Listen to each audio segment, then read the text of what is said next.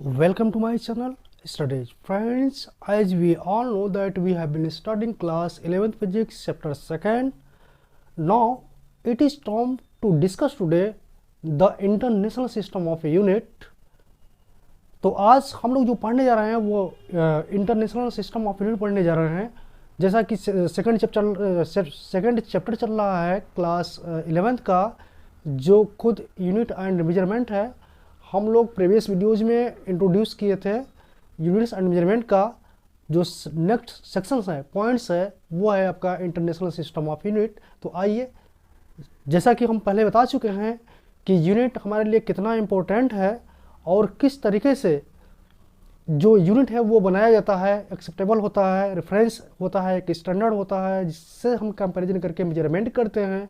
और मेजरमेंट में दो चीज़ें इन्वॉल्व होती हैं, एक न्यूमेरिकल वैल्यू होता है, दूसरा यूनिट होता है। लेकिन आइए अब हम देखते हैं इंटरनेशनल सिस्टम ऑफ यूनिट में। तो इंटरनेशनल सिस्टम, जिसे हम शॉर्टकट में SI बोलते हैं, तो एक्चुअली ये है क्या? जो इंटरनेशनल सिस्टम ऑफ यूनिट होता है, ये इंटरनेशनल लेवल पर एक्सेप्टेबल रेफरेंस होता है एज ए स्टैंडर्ड। एक स्टैंडर्ड होता है जो इंटरनेशनल लेवल पर एक्सेप्ट किया जाता है। पहले जैसा कि आपको पता है कि कुछ जो सिस्टम्स थे, जैसे मान लीजिए कि फंडामेंटल 3 क्वांटिटीज़ के लिए 3 यूनिट बनाए गए थे। वो था आपका CGS, यानी डिस्टेंस, लेंथ को नापने के लिए सेंटीमीटर, मास को नापने के लिए ग्राम था, एंड टाइम को नापने के लिए सेकंड था। ये आपका था टाइम, और ये था आपका मास, किसी चीज़ का मास द्रव्यमान नापने के लिए, और ये था लेंथ नापने के लिए। इसके बाद आगे इसको इम्प्रूवमेंट करने की ज़रूरत पड़ी, तो आगे आके ये आपका लेंथ को F यानी फुट और मास को पाउंड में नापने लगा, यानी P, एंड जो टाइम था तब भी सेकंड ही था, यानी ये हो गया आपका foot pound second system. Actually जो फंडामेंटल्स जो क्वांटिटीज थे वो 3 थे, तो यहाँ पर CGS एंड FPS 2 हुए। आगे चल के फिर इसमें इम्प्रूवमेंट हुआ, फिर उसको अडॉप्ट किया जाने लगा मीटर, किलोग्राम एंड सेकंड, जिसे बोलते हैं MKS, जो आज भी चल रहा है। लेकिन आज का जो है सिस्टम, जो इंटरनेशनल सिस्टम ऑफ यूनिट बोलते हैं, एक्चुअली ये मैट्रिक सिस्टम है। Metric system means to measurement anything करने के जो सिस्टम्स होते हैं। तो यहाँ पे जो MKS है, मीटर किलोग्राम सेकंड के अलावा हमारे पास और भी क्वांटिटीज आ चुके हैं। जो 7 थे अब बढ़ के वो 9 हो चुके हैं। तो आइए हम ये देखते हैं कि जो इंटरनेशनल सिस्टम ऑफ यूनिट है, क्या लोकल भी होता है? हाँ, होता है। लोकल होता है, रीजनल होता है, नेशनल लेवल पे होता है, और इंटरनेशनल लेवल पे होता है। जैसा कि आपको पता है कि यहाँ के जो लोग थे, पहले चीज़ों को, पहले जो ऑब्जेक्ट था उसके मास को मेजरमेंट करने के लिए पसेरी, पौआ, ये सब का यूज़ किया करते थे। और जो नेशनल लेवल पे जो होता है मेजरमेंट, वो किसी और चीज़ के लिए होता है। लेकिन जो इंटरनेशनल लेवल की बात करते हैं, तो इंटरनेशनल में आप विश्व के किसी भी कोने में जाइए और ये जाना पहचाना आपके क्वांटिटीज़ के एंटिटीज़ होंगे। इसमें क्या होता है कि हमें कैलकुलेशन करने में या एक्सचेंज करने में या कोई साइंटिफिक कैलकुलेशन करने में कोई प्रॉब्लम नहीं होती। तो जो इंटरनेशनल है, मतलब ये हर जगह एक्सेप्टेबल है, हर जगह इसको मान्यता मिली हुई है, और इसके ये हर जगह फैमिलियर होता है। तो आइए देखते हैं कि वो हमारे जो 9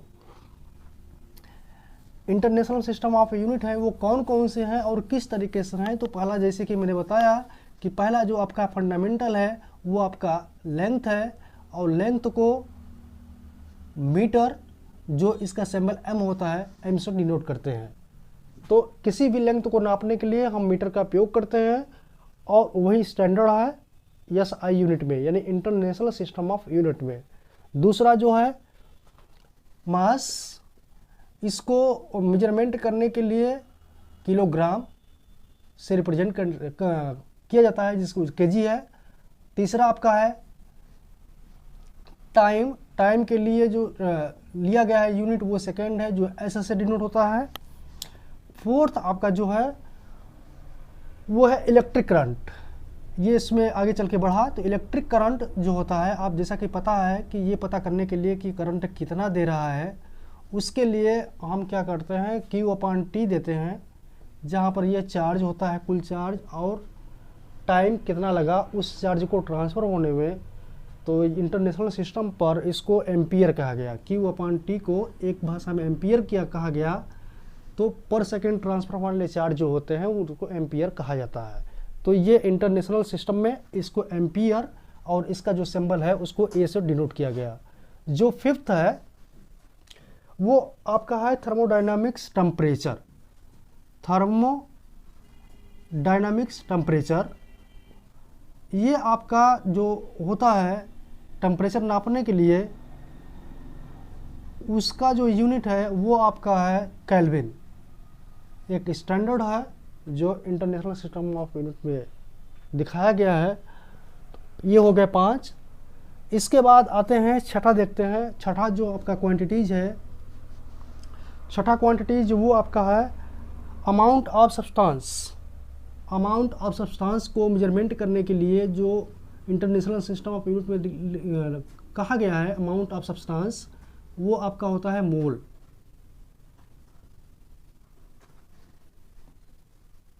वो आपका मोल होता है जिसका सिंबल MOL है। मोल में उसको डिनोट करते हैं। और जैसा कि आपको पता है कि इसकी जो नंबर होती है वो होती है 6.022 इंटू 10⁻23। इतने कोई भी ऑब्जेक्ट को एक मोल कहा जाता है, चाहे वो इलेक्ट्रॉन्स हो, प्रोटॉन्स हो या वो न्यूट्रॉन्स हो। ओके, इसके बाद अब आते हैं और देखते हैं ल्यूमिनियस इंटेंसिटी। ल्यूमिनियस इंटेंसिटी यानी जो लाइट की ब्राइटनेस है उसको मेजरमेंट करने के लिए जो यूज़ किया जाता है उसे बोलते हैं हम कैंडिला, जिसका जो सिंबल है वो CD होता है, कैंडिला। यानी आप देखे हैं कि बल्ब कुछ होते हैं जो बहुत अधिक ब्राइटनेस होते हैं, या हम लाइट की बात करते हैं, लाइट में आप देखेंगे कि जो आकाशीय बिजली होता है जो चमकता और गरजता दोनों है, वहाँ पर आप देखेंगे कि उसकी इंटेंसिटी बहुत हाई होती है। या एटम बम की बात करें तो उसकी जो ब्राइटनेस होती है उससे लोग चकाचौंध हो जाते हैं। तो उसको मेजरमेंट करने के लिए जो हमारे पास यूनिट है वो आपका CD है, यानी कैंडिला है।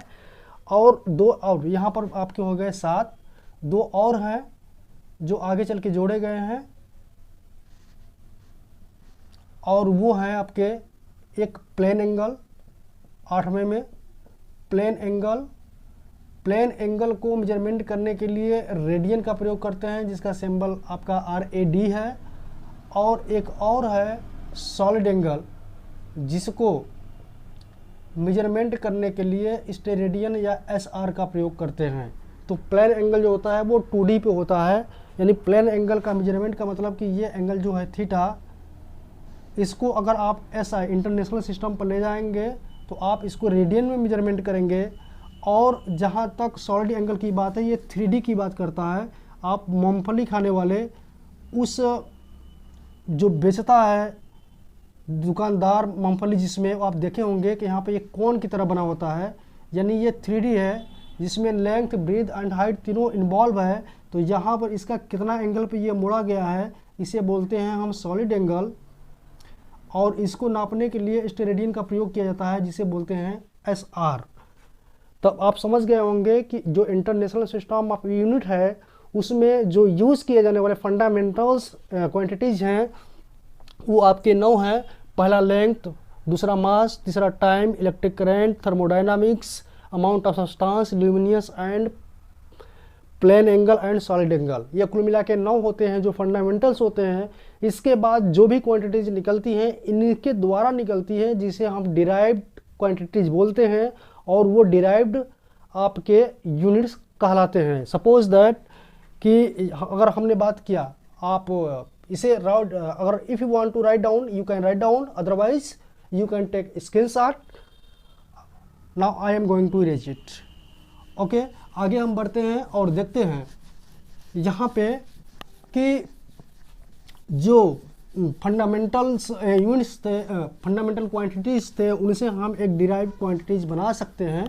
डिराइव्ड क्वांटिटीज़, सपोज दैट कि ये आपका एक स्पेस है जिसकी लंबाई 15 है, 15 मीटर, एंड इसकी जो ब्रीथ है वो 10 मीटर है, and you are interested to find out the area of the shape. अगर आप इस शेप का एरिया फाइंड आउट करना चाहते हैं तो आप देखेंगे रेक्टेंगुलर फॉर्म में इसका एरिया निकालने के लिए हम लेंथ इनटू ब्रीथ करते हैं, और आप जानते हैं कि लेंथ 15 मीटर है, ये भी लेंथ है, और ब्रीथ भी एक लेंथ है जो 10 मीटर है। जैसे मल्टीप्लाई करते हैं न्यूमेरिकल का न्यूमेरिकल से 150 आता है, और मीटर का मीटर से मीटर स्क्वायर होता है। इसका मतलब कि जो मीटर स्क्वायर यूनिट है इट इज़ अ डिराइव्ड, यानी फंडामेंटल से बनाया गया यूनिट है, इसे डिराइव्ड यूनिट बोलते हैं।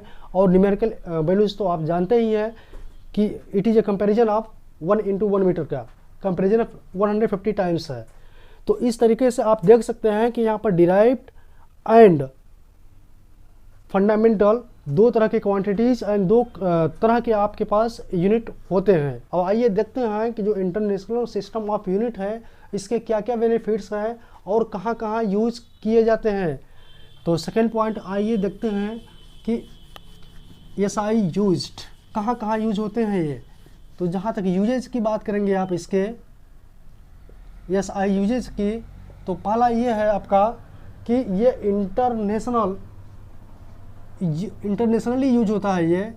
ये इंटरनेशनल यूज ऑफ साइंटिफिक के लिए हम इसका यूज करते हैं, साइंटिफिक कैलकुलेशन के लिए इसका यूज किया जाता है। पहली पॉइंट ये है, जैसे मान लीजिए कि अगर आपको ये दिखाना है कि आपने कितना वर्क किया, तो वर्क के कैलकुलेशन के लिए आपको चाहिए W = F × D या F × S, जहाँ पर force and displacement both are vector quantities.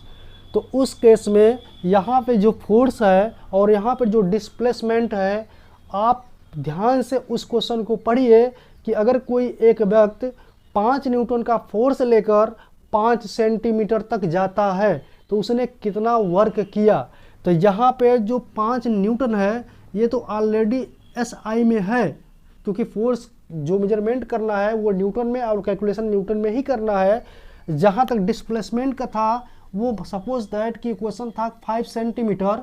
तो अगर आप वर्क कैलकुलेशन करना चाहते हैं, if you want to calculate energy और work done by a person, तो उस केस में 5 सेंटीमीटर को at the first change into the metre, क्योंकि हम जो भी कैलकुलेशन करेंगे वो SI में ही करेंगे। इसके अलावा किसी और में अगर करते हैं तो वो रॉन्ग होगा।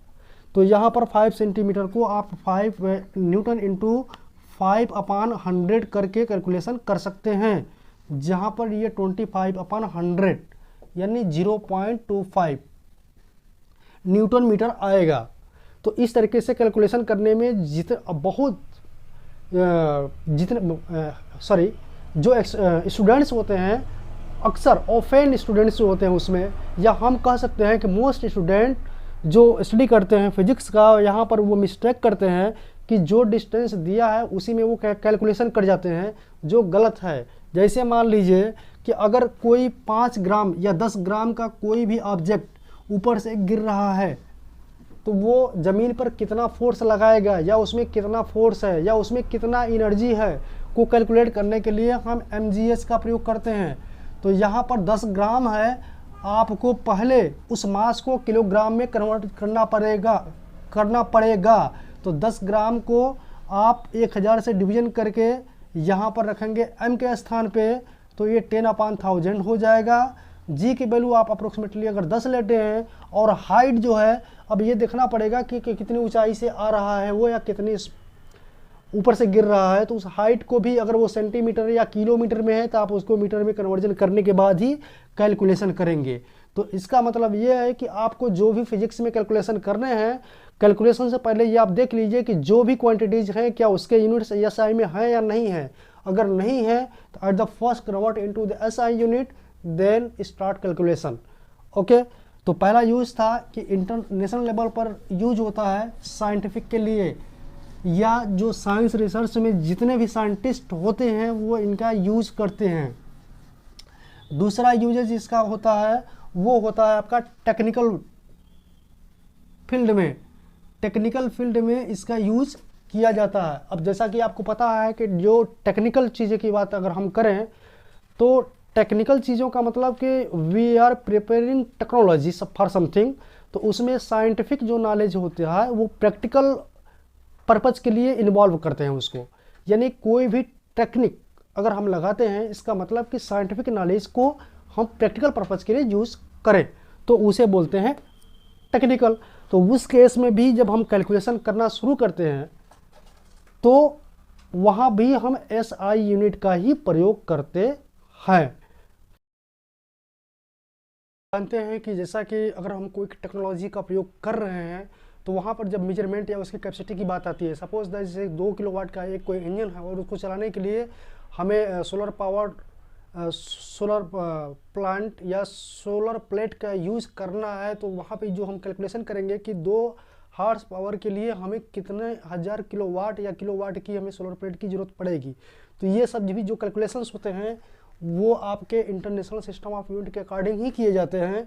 और इसके आगे अगर हम बढ़ते हैं तो इंडस्ट्रियल एरियाज़ में भी इसका ही प्रयोग होता है। आप जानते हैं कि टेक्निकल जो है या इंडस्ट्रियल एरियाज टेक्निक का प्रयोग करके ही प्रोडक्ट को बनाते हैं।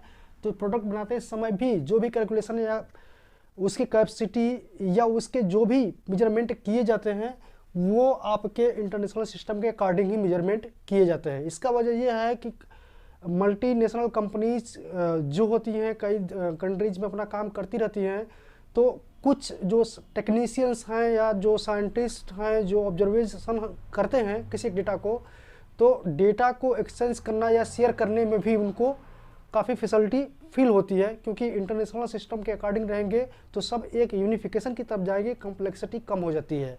इसके बाद तो आप यहाँ पर देखें कि पहला जो यूज़ किया गया इंटरनेशनल यूज ऑफ साइंटिफिक में किया गया, और दूसरा है टेक्निकल, तीसरा इंडस्ट्रियल एरियाज, और चौथा जो है आपका कमर्शियल एरियाज में भी इसका प्रयोग किया जाता है। तो कमर्शियल यूज़ का मतलब ये है कि अगर कोई भी कंपनी जो है किसी कस्टमर्स को फैसिलिटीज़ या सर्विस प्रोवाइड कर रही है, जैसे मान लेते हैं कि इलेक्ट्रिक विभाग है वो लोगों को लाइट जो है प्रोवाइड करा रहा है, तो वहाँ पर उसका चार्ज क्या होगा, इसके लिए किलोवाट आवर या किलोवाट घंटा को एक यूनिट बनाया गया है। तो किलोवाट घंटा का कैलकुलेशन भी जो होता है वो इंटरनेशनल सिस्टम ऑफ यूनिट के अकॉर्डिंग ही होता है। तो इस तरीके से आप समझ गए होंगे कि जो इंटरनेशनल सिस्टम ऑफ यूनिट है इसके जो 4 एरियाज हैं वहाँ पर इसका यूज़ किया जाता है। मिलते हैं फिर नेक्स्ट वीडियोज़ में नेक्स्ट टॉपिक के साथ, तब तक के लिए थैंक यू।